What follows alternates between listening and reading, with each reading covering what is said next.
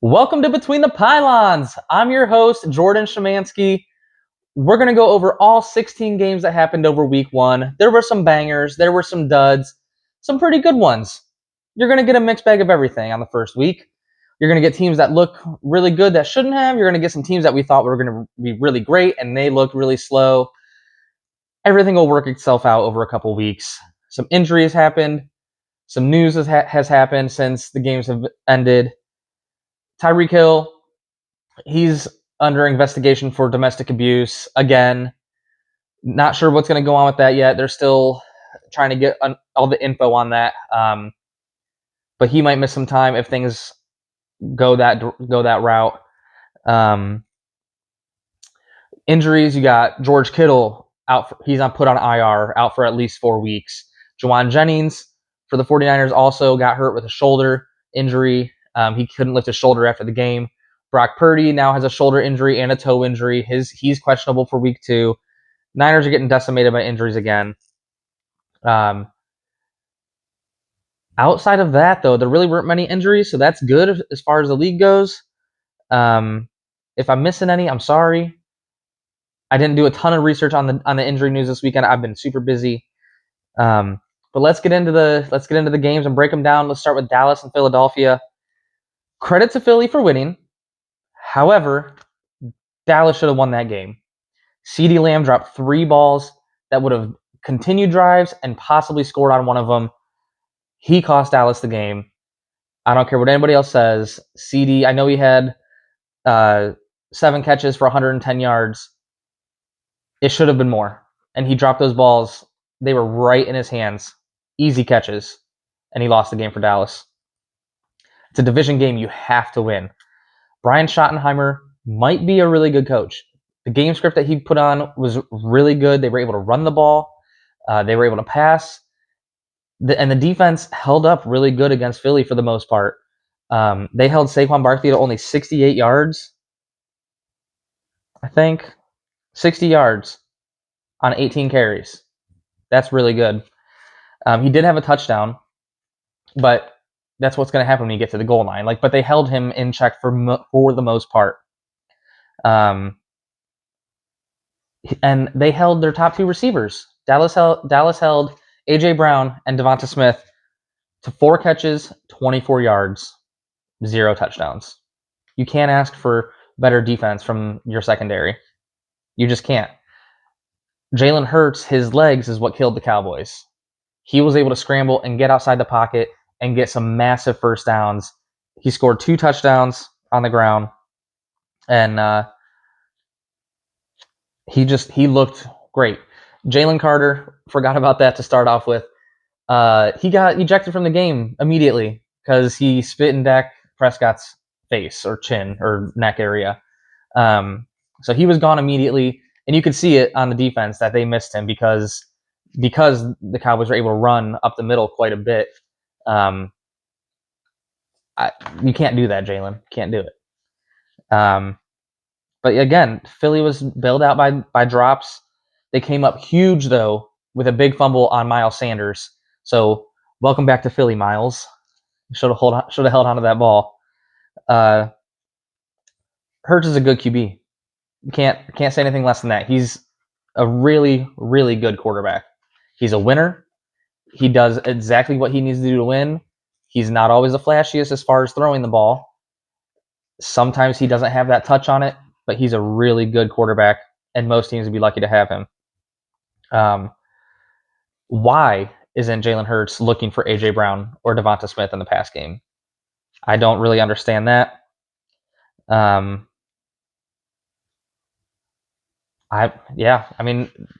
Philly got lucky. They got a division game win early in the season. Huge. Cowboys definitely missed Micah Parsons with his speed on the outside. They did okay with the run, like I said, but they could have used him on the outside to pressure Jalen Hurts a little more. They did miss that. But overall, I feel like Cowboys are going to be okay. They lost the game. They're going to be fine. They're not world beaters. They're going to be fine. Let's move on to let's move on to the Chargers and the Chiefs in Brazil. that was kind of a fun game to watch. I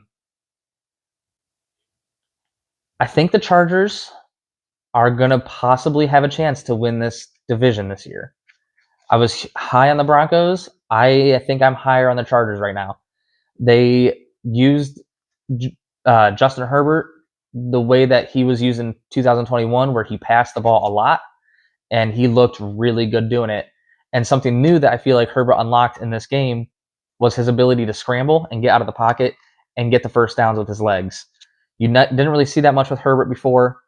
He looked good doing it. He's faster than I thought he was.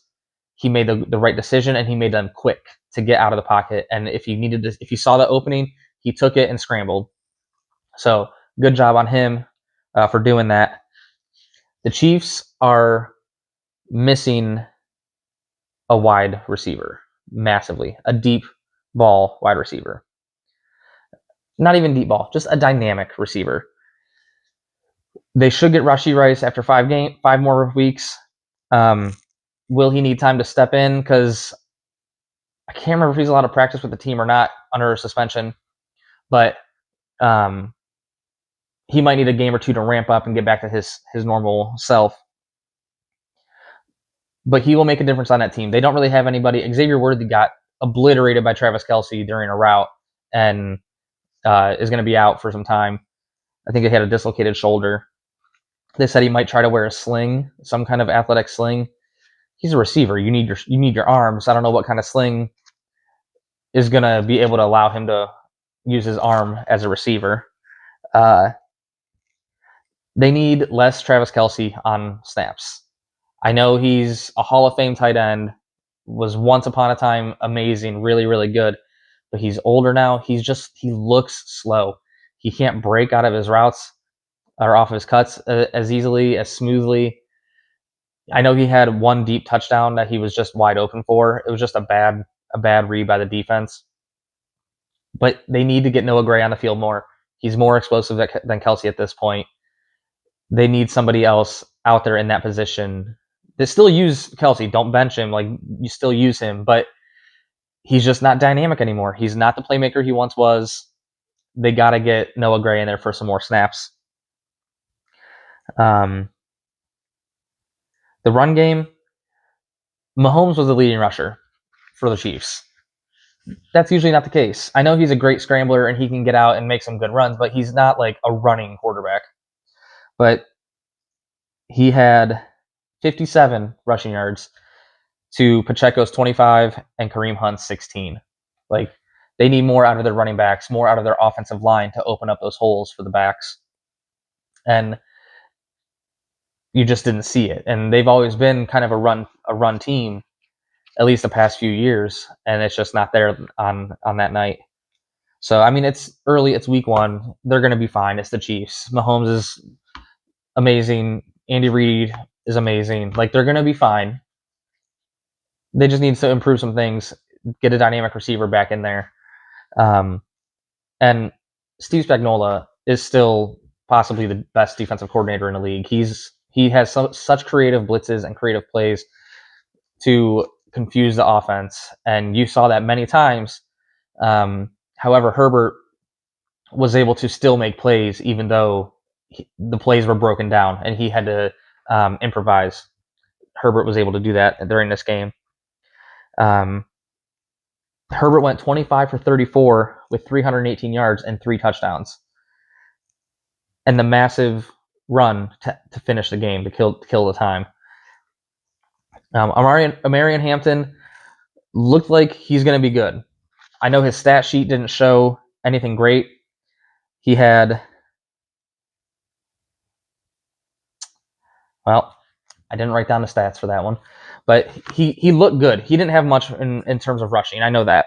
But when he found the hole, he exploded through it, and hard.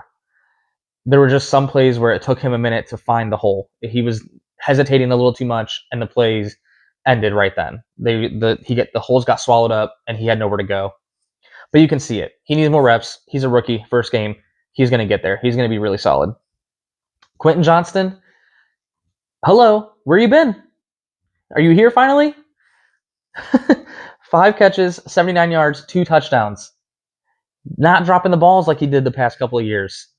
Finally, that's what they needed. McConkey had 74 yards on nine targets. He's still the main guy there. And Keenan Allen, has he been like rejuvenated by coming back to the Chargers after that horrible season in Chicago? He had 7 catches, 68 yards, and 1 touchdown for Keenan Allen. Welcome back, man. You look great out there. And the defense for the Chargers, they played fast and hard at the line of scrimmage. They looked real tough. They stymied that rush offense by the Chiefs. One thing that you saw them do in this game was close it out. You haven't seen the Chargers close out games in the past.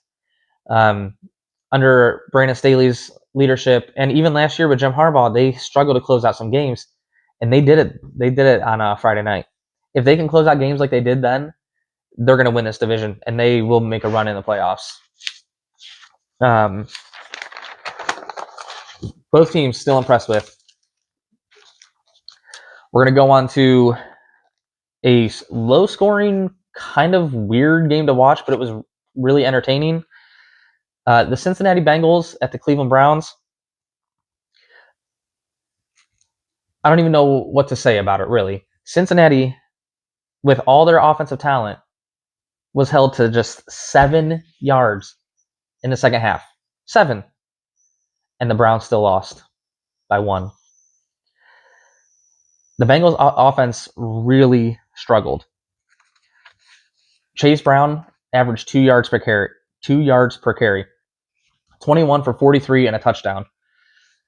Higgins, Jamar Chase, where were you? Could you not get open at all? Chase, you're supposed to be the best, one of the best receivers in the league. You claim you're the best. You couldn't get open even a little bit. 2 catches, 26 yards. T. Higgins, the best wide receiver 2 in the league. 3 catches, 33 yards. And Joe Burrow. I like Joe Burrow. I think he's a great quarterback. But you cannot go 14 for 23 with 113 yards and 1 touchdown. You just can't do it. A 51.5 QBR. I know that the Browns defense is elite, but you're supposed to be this high-powered offense. It needs to show up against every defense. I'm not saying 500 yards every game, but more than that. It's got to be more than that. The defense for Cincinnati was okay. They got 2 really lucky interceptions off of Joe Flacco. It wasn't his fault. One of them hit Jerry Jeudy in the hands, bounced up. Bengals guy was just right there to catch it. The other one, I think it was off of Hannon or Fannin? But either way, I can't remember who it was. It was either Fannin or Tillman, maybe. But that one, same thing. Bounced up in the air, right in the hands, bounced up. Bengals guy there to catch it. And that sealed the game for them, really. Not only that, but a missed field goal and a mixed extra point by the Browns kicker. So just all around sloppy on the Browns' part, outside of some really good key players.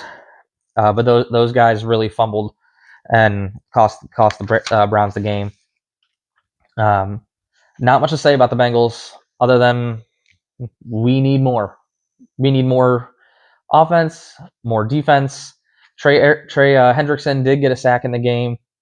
So, I mean, he still looks good even though he sat out all of offseason, and like he'll be fine. But what happened with Cincinnati's offense?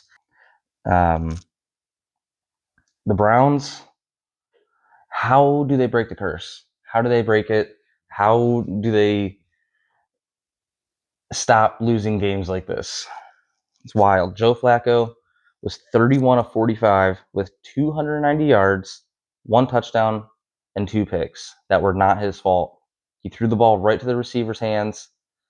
They bobbled it. It popped up in the air, and Cincinnati's defense was just in the right spot to make a grab, and they came down with the ball.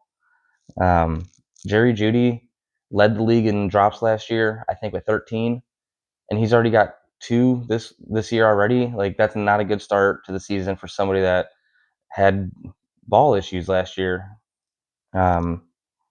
He ended up with 5 catches for 66 yards. No touchdowns on 8 targets. His first catch didn't come till late in the second quarter. He needs to get involved early. He needs to get open. They're paying you to be that number one. You got to do it. Judy, Tillman, and Fannin all had big time drops in this game. The run game needs help. I know they're going to get Judkins back in a couple weeks. He finally signed his deal, and he's got an exemption to not miss any practice with them, and it doesn't count against their 53-man roster. So they're able to have an extra body on the sideline for game day. That's going to give them some explosion up the middle. Their running back that they used a lot on Sunday, Samson, he looks good. He's very small, and running through the holes is not going to be his strong suit. They're going to use him more as a receiver, I think, and maybe some off tackle stuff. Try to get him on the outside and see what he can do in open space. Bright spots for the Browns. Defense. Fantastic. Jim Schwartz has this team coached great on the defense. Myles Garrett still looks like the best defensive end in football right now. He's an animal. Isaiah McGuire, linebacker, he was all over the field. Played with his hair on fire. Looked phenomenal. Fast, hard hitting, looked great. Every team would want Isaiah McGuire on his team. The DBs look great. Denzel Ward and Newsome, they're great. The whole defense. I mean, there's nothing bad to say about the defense. And Dylan Sampson, he kind of reminds me of Darren Sproles. He's a little bit taller at 5'8", but he's small and quick, and they used him as a receiver out of the backfield tremendously. He had 8 catches for 64 yards, and he had 12 carries, but only 29 yards on those. So again, he's not going to be a huge factor in the run game if you want him to be your every down back. He's not going to be that guy. But he looked really good, and he was fun to watch. Quick, elusive, fun to watch. Harold Fannin, their rookie tight end, surprisingly, he had 7 catches. I don't know if their plan was to use him that much or just happened that way, the game plan. But he had 7 catches for 63 yards. He was constantly open. They need to use him more. Him and Njoku, that's a great two tight end set, and they love to do the 2 tight ends. So that's, if they found a gem with this tight end, that's great. And then the kicking issues, missed a field goal, missed an extra point. Gotta make your kicks, man. You make those kicks, you win that game. Even if you make the extra point, it goes to overtime, gives your team a chance to win it in overtime. Gotta make those kicks. They should not have cut Dustin Hopkins. They should have kept him and cut this guy. Just a rough loss for the Browns. I feel for you, fans. Let's move on to revenge in MetLife Stadium. Aaron Rodgers came back after his 2 seasons in New York. One riddled with the injury. Second year did not go well, falling out with the coaches, and then being called in to New York, where he flies out there, and then immediately told that he's not getting the job there, and he's being released or not brought in at all. So he did not take that well. It was all over Pat McAfee show. Not a Rodgers guy. Can't stand him. However, he looked good. He looked good. He went 22 for 30 with 244 yards, 4 touchdowns, and 0 interceptions. He looked comfortable. Will he be able to last all season? That's the big question. He is looking slow. He's looking real slow, but he can still launch that ball with just a flick of a wrist. He was sacked 4 times in this game. So the line needs to improve and keep him upright, because if they can't, that risk of him being hurt is, it's not great. It's not great for them if he gets hurt. The run game, not really much there. Nothing to be found. They went 20 carries for 53 yards. Caleb Johnson, they drafted him in early, and he didn't do anything. He had 1 carry for -2 yards. they brought him in, I thought, to be like their power back that they have. Jaylen Warren is a little more shifty, elusive. I mean, I know Steelers fans didn't care for Najee Harris, but I think they're missing him. I think they're missing him a little bit because he wasn't afraid to hit and go down the lane. He wasn't afraid of that. And I know he was never put up the big plays, but he would churn out 3-4 yards. But they need to improve the line and that run game and get that going.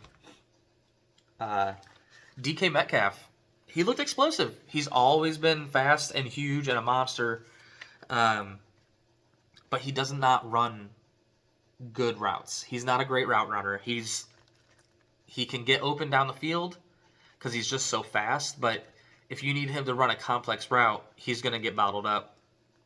He only had 4 catches today, or on Sunday. But they were important catches. He got first downs. He was able to make people miss after he got the catch. I think they're going to need more out of him though as the season goes on. They don't have much outside of him as far as receiving. Calvin Austin looked okay, but he's not a top tier receiver. Roman Wilson, they drafted him last year, got hurt, hasn't been back. Like, where is he? I mean, they haven't even tried to use him on the field really. A couple snaps here and there. And their defense, it looked okay. They looked better on paper than they did in the game.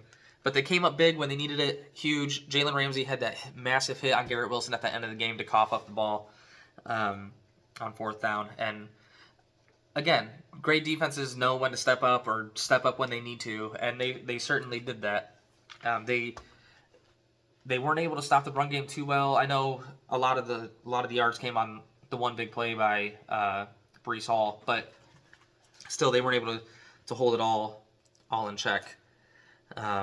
Special teams flipped the game for the Steelers on the fumble on the kickoff. That was huge. They needed that desperately because the Jets offense at that point had been clicking and moving. So to be able to get that and then turn it into a touchdown was massive for the Steelers.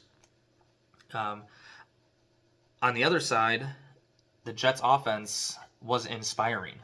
The Jets haven't had an offense to click like that and move the ball consistently in I can't remember how long. Fields looked at home.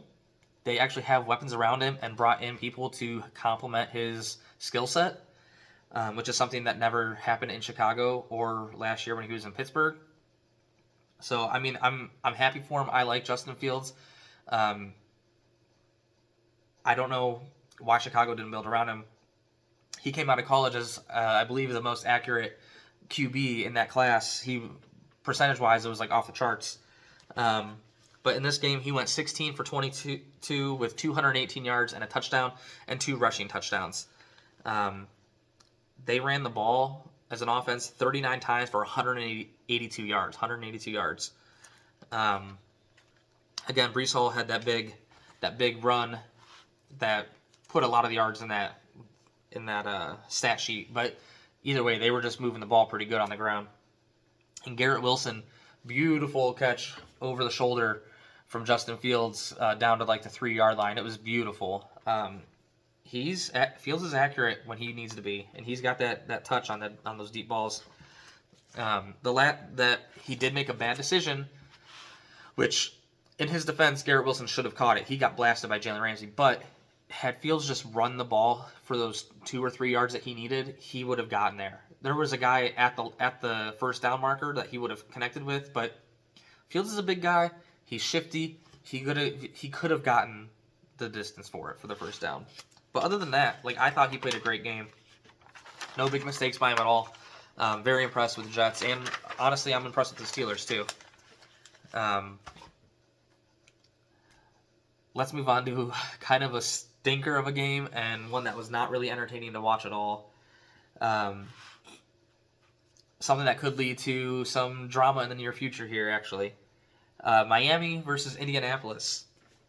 Is Daniel Jones good? Do you think he's a good quarterback? I think he's a good quarterback when he plays a bad team. And that's exactly what the Miami Dolphins are. They're bad. They're terrible. However, I do think Daniel Jones will succeed here. They have a good O-line. They have a great run game with Jonathan Taylor leading the line there. And that allows the passing game to open up and allows the offensive line to hold their spots for the passing, for the pass blocking, because defenses have to worry about Jonathan Taylor, and Daniel Jones can scramble. So I think it's really going to help him, and the coaching is better. The coaching is so much better than it is in New York. So good for Daniel Jones getting this win. 33-8. Woo! Dolphins are bad. But Daniel Jones went 22 for 29 with 272 yards, 1 touchdown, 0 interceptions. He ran the ball, or the Colts as a team ran the ball 40 times for 156 yards. Jonathan Taylor is still a really good running back. Rookie Tyler Warren made an impact instantly in his debut. He went 7 for 76. Michael Pittman already has chemistry with Daniel Jones. He went 6 for 80 and a touchdown. And the defense looked great. They look great. Flying all over the field. 3 sacks, 4 tackles for loss, 2 interceptions, 1 fumble recovery. They could make a run for this division. Houston did not look great. If they can't get it together, Indy could be coming for this division title. As far as the Dolphins, they look broken. Truly broken. Tua looked confused, didn't know what to do, making terrible, terrible decisions, bad sacks. He went 14 for 23 with 114 yards, 1 touchdown, 2 interceptions. The run game was 12 for 78. They didn't get to run the ball much because they were down so fast that they needed to hurry up and play catch up right away. They didn't have time to establish the run. Run game will be fine. If they can stay within a reasonable distance of the other team, they'll be okay. They're going to run the ball, and they'll be fine as far as that goes. The defense, though, just looks slow. They have no playmakers, really. Jalen Ramsey is gone. They got Minkah Fitzpatrick, but he's not the same as he was in Pittsburgh. I really think Mike McDaniel is on a short leash here, on the hot seat, however you want to put it. If they don't win some games here soon, he'll be gone by halfway through the season, for sure. That was a stinker of a game. We're moving through that quick. Let's get out of here. Arizona and New Orleans. Not a lot of scoring, but both teams look good for what they are. The Saints can move the ball. No crazy big plays, but they consistently just moved little by little. Dink and dunk, short 7-yard runs to just keep the chains moving. Kamara still looks explosive. I know he's never had a 1,000-yard rushing season, but they use him so much in the pass game that you kind of overlook that. But yeah, he looks explosive. He rushed the ball only 11 times for 45 yards and a touchdown. Chris Olave's back. He looked healthy. He looked good. 7 catches, 54 yards on 13 targets. And the defense, they played okay. The front 7 played tough. They looked real tough. They had 5 sacks. The secondary needs a little bit of help. They weren't able to cover very well. But if they can make some adjustments on the defense, they'll be okay. I still don't think they're going to win many games. They might win 2-3 games tops if the ball bounces their way. But it's improvement. It's something to have hope for. Rattler, he, again, just dink and dunked. He looked okay. He didn't make any stupid turnovers, which is great. He went 27 for 46, 214 yards, 0 TDs, 0 interceptions. A couple bad decisions, but nothing like no game breakers and no, like I said, no turnovers. He looked fine. There's reasons for hope. On the Cardinals side, defense stepped up in the biggest moment. They couldn't get pressure all game. However, when they needed to make the plays, they did. Secondary, they had 9 pass breakups. That's really good. The offense ran the ball well. Trey Benson might get more targets here, or more touches this year. He went 8 for 69. As a team, they ran 27 times for 146 yards. Kyler went 21 for 29 passing, 163 yards, 2 touchdowns, 0 interceptions. He seems finally to be in sync with Marvin Harrison Jr. Finally. That's what they needed to do last year. 5 catches, 71 yards, 1 touchdown for Marvin Harrison Jr. It was a beautiful deep ball for him. Not the touchdown, but a beautiful 45-yard deep ball to him. It was just right in the breadbasket. It was beautiful. And then he threw an in-traffic touchdown hit right as he was getting ready to catch the ball. It was great to see. Trey McBride, still a big part of the offense. He's a really good tight end. No touchdown for him this week. I know that was a big storyline last year. He only had one touchdown all season and didn't come until like week 17 or 18. But he went 6 for 61. They're going to be tough to stop on offense if they can get really, really clicking. And they have a shot at it. They do. They need more receivers, but they do have a shot at it.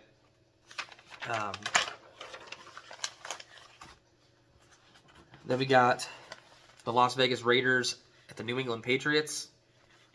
This was a close game. It got a little out of hand late in the fourth quarter. A field goal at the very end made it look like it was a one-score game, which I guess technically it was, but it was 10 points with minimal time left. It's really weird to me that these teams are very similar to each other. I think they're very similar. They both have a rookie running back that looks like they're going to be studs. They both have young, developing quarterbacks, or receivers, I'm sorry. A veteran head coach who's coached in other places, and a solid defense. They're very similar. The only big difference is the quarterbacks, where you got Geno, who's been in the league for years, and Drake May, who's a second-year starter. Like, there's very similar teams. Two offenses that easily move the ball, but they couldn't punch it in. They just couldn't get it in the end zone. Geno went 24 for 34 with 362 yards, 1 touchdown, 1 interception, throwing deep downfield all game long. Bowers, great tight end. 5 catches, 103 yards with a long of 38. So they were throwing it to him deep down the field and short. Jacoby Myers, he's really good. He's really good with the Raiders. 8 catches, 97 yards. Again, a long of 24. They're throwing deep down the field there in Las Vegas. Ashton Jeanty, he had a strong 3-yard touchdown run, but was mostly unimpressive throughout the game. His first start, he went 19 carries for 38 yards. I mean, that's not what you want to see out of your first-round running back. But he looks like he'll get it. He's a solid runner. He's going to be good. It's his first start. He'll get there. The defense looked good as well. They had 4 sacks, 1 interception, but constantly gave up chunk plays to New England. Patriots found a flourishing wide receiver in Kayshon Boutte, who went 6 for 103. He was consistently open over the middle of the field, on the outs. He was open everywhere. Drake May threw for 287 on 30 for 46 passing with 1 touchdown, 1 interception. Again, just like Geno. It's eerie how similar these teams are. Travion Henderson, he's a baller. 11 total touches for 51 yards.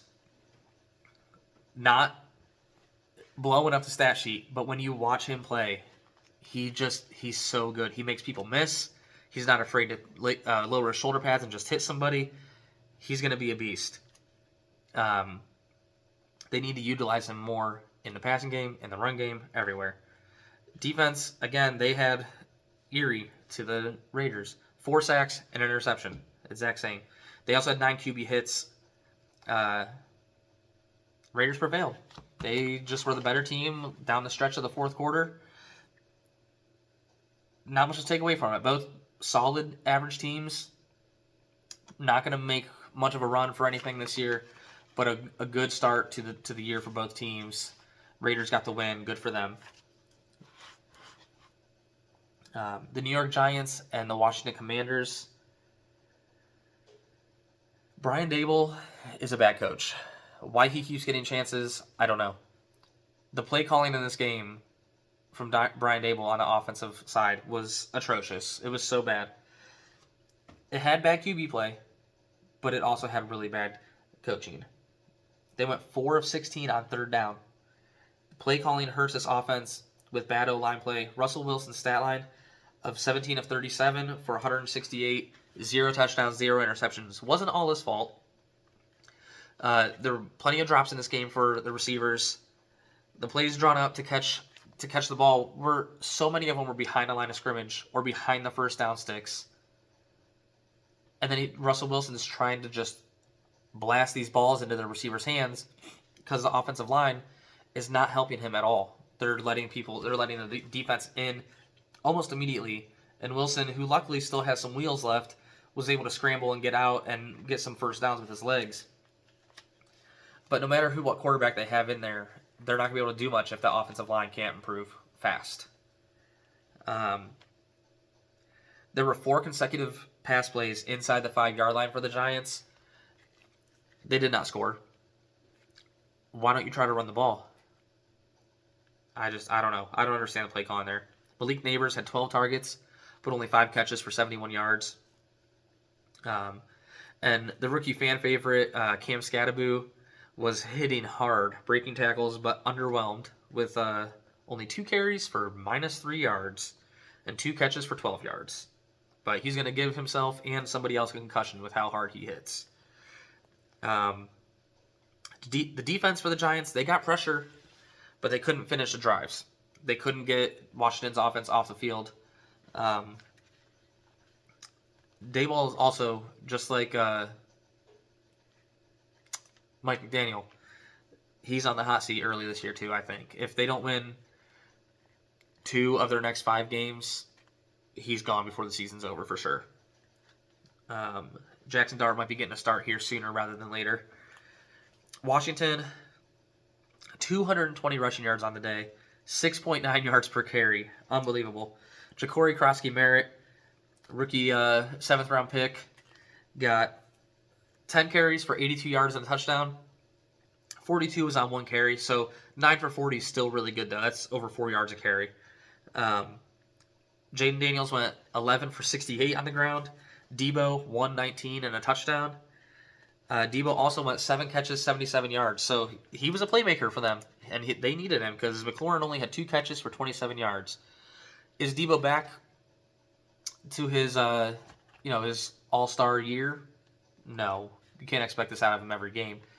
But it's good that they can lean on him when they need to, and they did today, or on Sunday, and that was great. Not a lot of points scored, but they moved the ball easily. Defense played well. They got after Russell Wilson. They got through the line constantly. They didn't allow any big plays, and they crushed the line of scrimmage, rushing the ball. So, solid performance by Washington. I think they'll be fine. They look good. Could be putting up a run for the division title on the NFC East, and I think Washington, they look pretty good. Giants, not so much.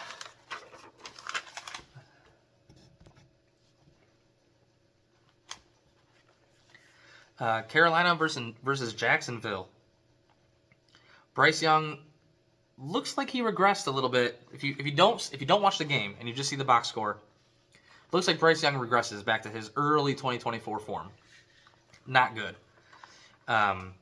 He had a promising finish to last year, as the Panthers just look better and better each week. He went 18 for 35, 154 yards, 1 touchdown, 2 interceptions, and a big fumble lost. He still looked good, though. Like, that's the thing. Like, bad stats, didn't win the game. They couldn't really score. I don't think it was all his fault. He looked good. He was able to see the blitzes coming. He got out of the pocket often. He was able to run for first downs. He hit some open receivers downfield. Like, he looked okay. Just the team around him is not good enough to help him succeed. He's not an all-star quarterback. He needs help from his teammates. He didn't get it today. Or Sunday. Rookie wideout, Ted McMillan, he looked good. He went 5 catches, 68 yards on 9 targets. They're going to use him often. They have to. They don't have anybody else really. But he looked good. He made some catches in traffic and was able to hold on. He did have I don't know if it was a drop. It was just a good pass defense on a pass in the end zone. But he still might have been able to come up with that ball.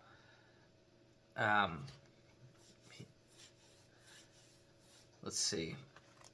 Defense struggled to get pressure for the Panthers. There was 0 sacks, only 1 QB hit. They could not get to Trevor Lawrence, and they could not stop the run at all. The Jags had a great run game. They used Trevor Etienne. He had 200 yards.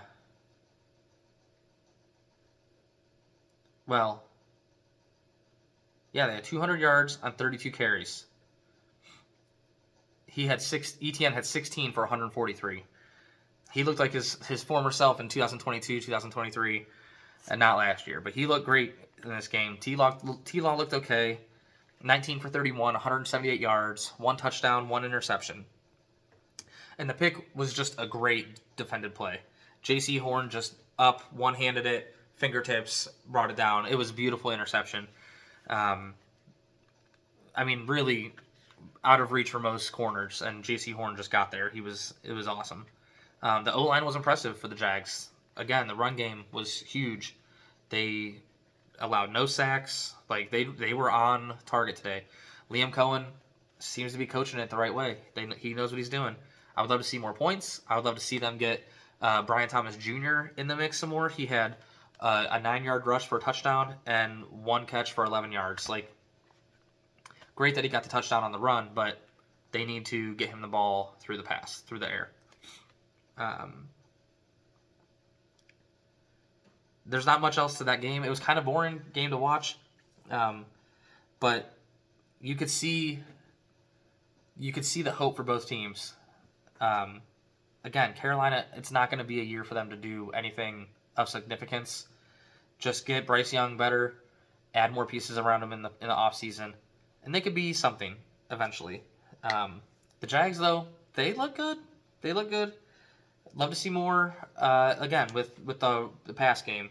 Travis Hunter, he had 8 targets, 6 catches, but only 33 yards. Like, he's not going down the field at all. He's just short, quick passes over the center. He's not a big guy, so, like, I don't know. I'd be nervous to put him over the middle because if he gets blasted, he's going to be hurting pretty good. He only played 6 snaps on the defense, so not much as a cornerback right now. They might use him more as the season goes on, as he gets more practice on the defense, but for now, he's just mostly going to be a receiver. Let's move on to the Bucs and the Falcons.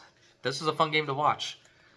Emeka Egbuka is going to be a star. He had 4 catches, which isn't a lot, but they were fantastic. 67 yards and 2 touchdowns. Baker struggled a little bit in the beginning of this game for sure. He's got a new offensive coordinator. Ridiculous. But they come away with a win. He did what they needed to do. At the end of the game, he marched the team down. That shot to Egbuka in the end zone was the game sealer. Tried and true wide receiver Mike Evans is still just as good as he has been for the past couple of years. He's slowing down a little, you can see that, but he's still reliable, going to get open, going to make tough catches. He's still a really good receiver. He had 5 for 51. Bucky Irving didn't blow up the stat sheet, but he was able to convert multiple first downs and a touchdown. They used him when they needed him, and he got exactly what they needed. Baker's ability to scramble and make plays with his legs was huge. That really made the difference, keeping drives alive. He went 5 for 39 rushing. He is clutch. I know people don't always consider Baker Mayfield clutch, but he's been clutch for the past 2 years. He went 17 for 32 with 167 yards, but 3 touchdowns. 0 interceptions, 0 fumbles. Love to see that out of Baker, who would turn the ball over frequently. So I love to see that out of Baker. Falcons looked really good, but they couldn't close out as the defense struggled on the Bucs' last drive. Then after the Bucs scored, there was still a little bit of time left. Michael Penix moved the team down the field. They got into field goal range, and right before Younghoe Koo was going to kick the ball, Tampa Bay called a timeout to freeze him. He got the practice kick in and went through the uprights. Time to play again. Second kick, misses it. Falcons lose the game on a last-second kick. Hate to see it for Michael Penix, who looked really good. drove the team down to the chance to win it, or with a chance to win it, and the team just couldn't do it. But he made plays with his feet. He extended the drives. He scored a touchdown. Like he looked really good. I was impressed with him. 27 of 42, 298 yards, a touchdown, 0 interceptions. Bijan did not do much of anything on the ground. 12 carries, 24 yards, not great. However, through the air, 6 catches, 100 yards, and a touchdown. He looked awesome. They got to get the ground game working some more, because if you can do that, it opens up Bijan. Defenses are gonna not gonna know if he's gonna run outside for a catch or if he's gonna bust one through the center or on the outside off tackle. Like they got to get the offensive line in better form for Bijan, who is a stud. They only ran for outside of Bijan. They ran 28 times, 69 yards and a touchdown, and that was the rushing touchdown from Michael Penix. Falcons will be fine. I know it stinks that they lost a division game in week 1, but I think they'll be fine. They could push for a wild card spot maybe. But Tampa Bay, great win on them. They lost both times to Atlanta last season, so they're already on the right track with this one. On to the 4:00 games. Tennessee and Denver, not how I thought this game was going to go at all. Both QBs struggled as the defenses stepped up. Bo Nix went 25 of 40. 40 throws, only 176 yards, 1 touchdown, and 2 interceptions, and a lost fumble. Not how I thought Bo Nix was going to play in this game. I thought he was going to blow it out, have a great game. He did make some nice tight window throws. It was a mixed bag of plays, really. Denver's run game, J.K. Dobbins went 16 carries, 63 yards, and a touchdown. Rookie R.J. Harvey, 6 carries, 70 yards, with a 50-yard rush. He looks the part. He's going to be hard to tackle. He's going to be pretty good. Cortland Sutton went 6 catches, 61 yards, and a touchdown. He looked good. I just thought the offense would be way more explosive. Maybe Tennessee's defense is better than everyone's expecting, but not what I thought out of Bo Nix today. Denver's defense, they still look really good. They're elite. They had 6 sacks, and Cam Ward was confused early and often on many dropbacks. Tennessee had 7 first downs in the whole game, and Denver had 6 sacks. So almost as many sacks as they did first downs, which is wild. Cam Ward had a QBR of 7.4. He looked better than that rating. I know it's not a great rating, and he didn't do much statistically, but he did okay for his first start against the best defense in the league. He looked comfortable sometimes. He was able to see blitzes coming. The offensive line needs help. They need help bad. Tony Pollard ran hard and had a long catch of 29 yards, 18 for 60 on the ground. But Denver's defense is just special. Cam Ward will be fine. You can see the talent. Ridley did have 2 big drops. Calvin Ridley had 2 big drops late in the game that would have kept the drops or the drives moving and put them into field goal range or even scoring position, because the one pass was deep down the field, went right through his hands, and just that could have been a chance to throw one last Hail Mary or 2 Hail Marys. Detroit versus Green Bay. This was a game that everybody was excited for. It was expected to be a high offense, high octane game, but it really was quite the opposite. Green Bay just dominated the whole time. Is Detroit in trouble? Are they going to be bad without their coordinators that they had last year, with Ben Johnson gone and Aaron Glenn gone? No, I don't think they'll be bad. I think they'll be fine. The defense looks soft. They look like a dinner roll. Soft and airy. Wide receivers for the Packers were just open everywhere. Left, right, middle, deep, everywhere. The run D did okay holding Josh Jacobs, only 66 yards on the ground, but they did let him carry a touchdown. Um, Goff completed 31 passes for 225 yards, a touchdown, and an interception. He was sacked 4 times. Not great. The offensive line with Penei Sewell should be good, but they lost their center with a quick spur of the moment retirement before the season started, so that really hurts them. But they couldn't push the ball down the field, which is something they used to do last year when Ben Johnson was the coordinator. Amon-Ra would constantly be down the field. Jameson Williams would constantly get down the field and have some deep balls. Even Sam Laporta, who did have some big catches this game, but they just weren't able to push the ball down the field like they typically do. That's going to hurt them. The run game wasn't really there. Jahmyr Gibbs didn't do much. He only had 9 carries for 19 yards. David Montgomery, he was fine. I think he had like 50 rushing yards, something like that. But they were just a limited offense today, and I don't know. They couldn't rely on the run game, which they like to do sometimes, because they were down so fast. They weren't able to get their flow of offense that they typically want. Micah Parsons played limited snaps for the Packers today. He had 1 sack late in the game. Game was already over, but he got a sack. Good. Let him get some reps in the new system, the new defense. I think they're going to be a solid team. I was down on the Packers all offseason. They kind of pushed me in the other direction for now. They're definitely on the rise, for sure. The defense was in the backfield for the Packers. They were in the backfield for the Lions all game. 4 sacks, 9 tackles for loss. And the offense didn't have to produce much because the defense kept giving them short fields.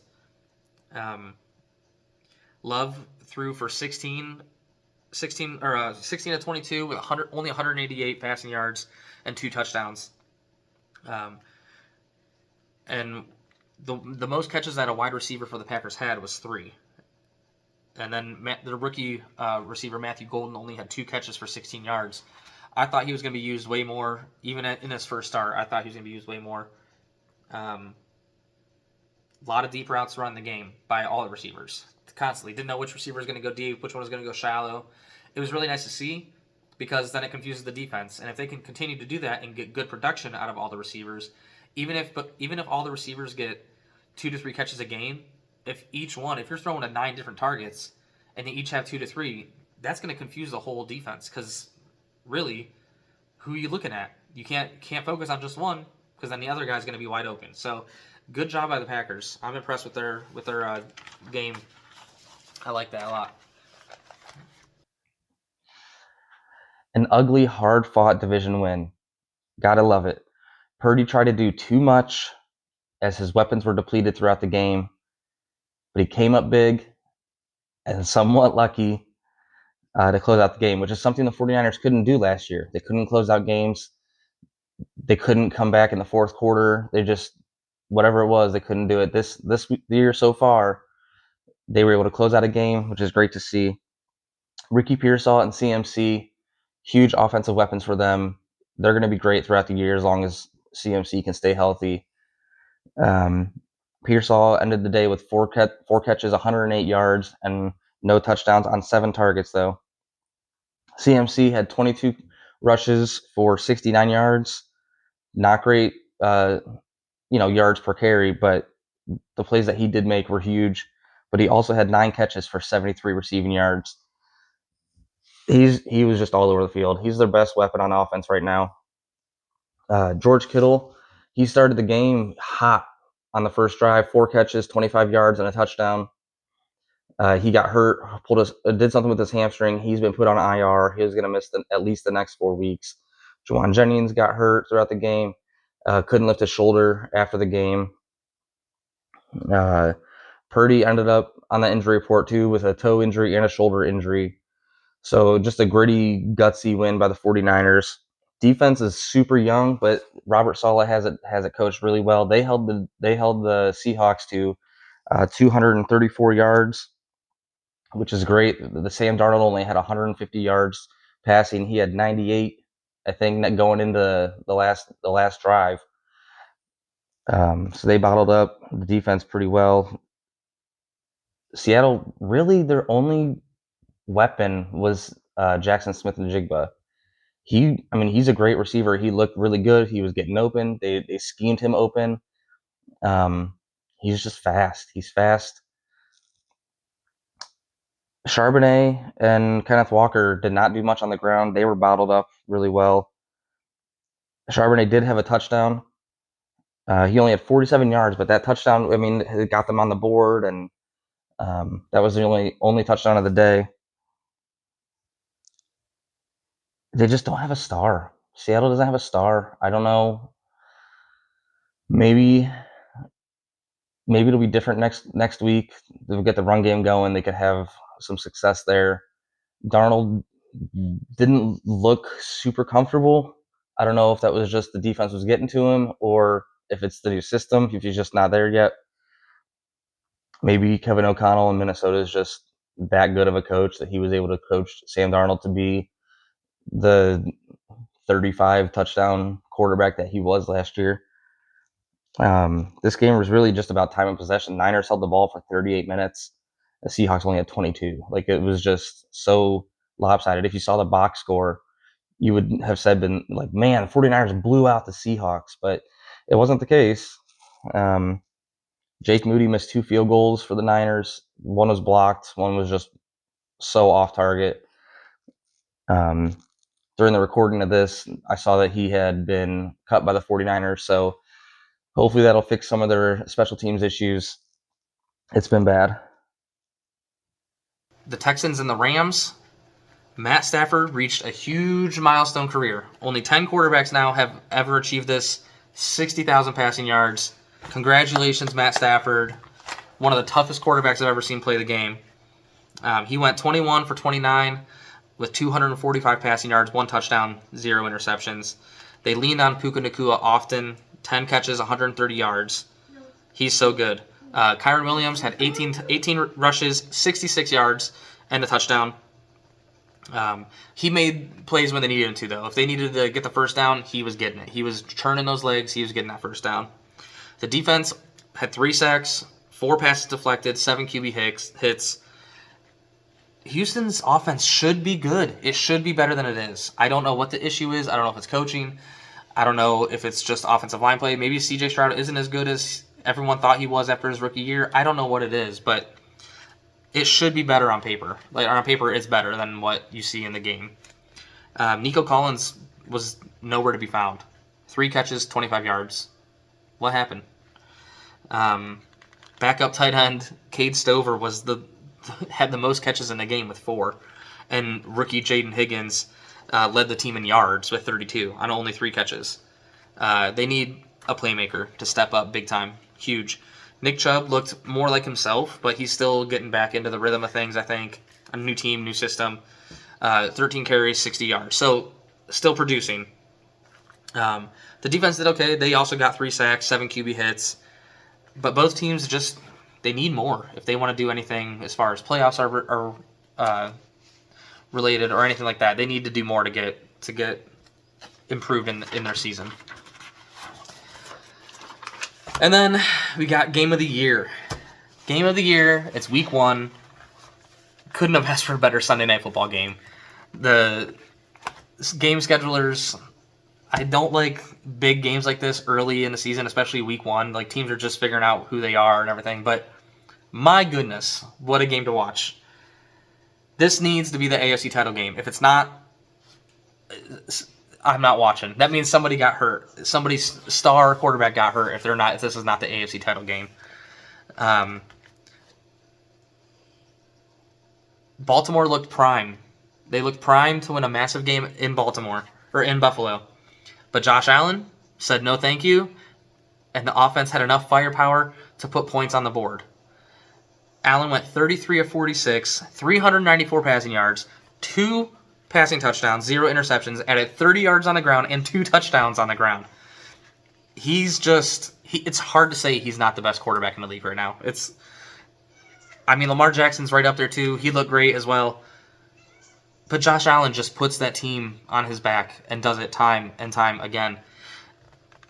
And typically when he does that and they lose the game, it's the defense. The defense surprisingly, did not fail this week. They put it together. They stopped Baltimore 3 times in a row in the fourth quarter. They got a huge fumble on Derrick Henry, who had an outstanding game. The defense was awesome in the end. They let up a lot of points early, but when it mattered in crunch time, they tightened up. They made the plays they needed to play. A questionable call by John Harbaugh on fourth down. But what a game to watch. It was nuts. Big play after big play on both sides of the ball. Both teams, I mean. Keon Coleman had a great game, breakout game, 8 catches, 112 yards, and a touchdown. Little fluky of a touchdown, bounced right in his hands after a tip. But if he can produce consistently like this, they're going to be tough to beat. They needed a receiver like him to just be that number one dude. The defense did struggle to stop the run. Derrick Henry was phenomenal. He had a 30-yard touchdown run, a 49-yard run, and a 46-yard touchdown run. Phenomenal. Shows no signs of slowing down. He's 31, not slowing down. Still stiff-arming people to the ground, shoving them in the dirt. 18 carries, 169 yards, 2 rushing touchdowns. He's just a monster. The costly fumble at the end of the game, that hurt. That hurt the team. Can't be doing that, Derek, but man. Zay Flowers looks like a true number one there finally. It's been time. He went 7 catches, 143 yards, and a touchdown. And Lamar Jackson was great. I mean, can't ask for a better stat line from a quarterback. 14 of 19. Maybe throw the ball a little more, but if you're running the ball with Henry like that, almost 200 yards just on him alone, I mean, you don't need to throw the ball that many times. But 14 of 19, 209 yards, 2 touchdowns, 0 interceptions. He also had 6 runs for 70 yards and a touchdown as well. Like, it was just phenomenal from both quarterbacks all game. Phenomenal. But both defenses just struggled to keep these high-powered offenses from doing whatever they wanted. They had a hard time stopping them. Bills got the massive win. It was huge. That comes down big time when the number 1 seed comes on the line, because that's an AFC matchup that they just won. So good on the Buffalo Bills for winning that game at home. I mean, it was just wild. Such a fun game to watch. Needs to be an AFC title game. And then Monday Night Football, Minnesota at Chicago. A rocky start, but a dynamic finish for first career starter J.J. McCarthy. Like, it was his debut. Did not look great going on in the first half. Did not look great. Made some plays here and there, but just looked a little uncomfortable, a little off target on some of his throws. But the fourth quarter, 3 touchdowns by this rookie first-time starter quarterback. 2 passing touchdowns and a rushing, all in the fourth quarter. In Chicago. A division game on the road. Good for this guy. Good for him. He was able to settle in after missing on some deep throws early, hitting wide open Aaron Jones for a touchdown, and a tough threading the needle ball right down the center into the end zone, right in between 2 defenders. Justin Jefferson right in the pocket, boom, catches it, beautiful pass. Had zip on it, had power. It was great throw. He should look even better as the season goes on, gets more reps, gets more chemistry with receivers. I think he'll be pretty good. The defense looked good too. They did not look like their typical self as they did last year, but it's week 1. They'll adjust. They'll get better. Caleb Williams started a hot with a 10-play, 61-yard, 5-minute and 41-second drive with a touchdown run of 9 yards. He ran it in. He was scrambling. He was moving faster than I've ever seen him move. His pocket presence looked really good. He was able to get out of the pocket and run for first downs. He knew when to get out of the pocket, which is great. He didn't wait till the last second. As soon as he saw the opening, he took off and was gone. So, I mean, good on him. He looked really good. The new system with Ben Johnson, I think he's going to thrive in it. His ability to run shined.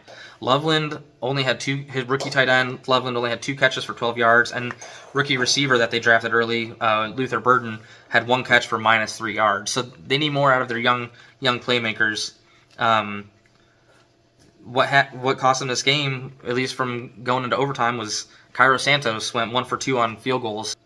Right before halftime, though, Minnesota Vikings, Will Richard had a 59-yard field goal blasted right through the center. It was great. Minnesota looked good. They got the win. Good for them. That's the week 1 recap, and we'll be back next week afterwards. And this is my kid. What's your favorite team, Parker? My favorite team is the Niners. The 49ers. That's right. Later today, I'll be out with my power rankings. Come back for those. We got lots of new stuff dropping here soon. Have a good one.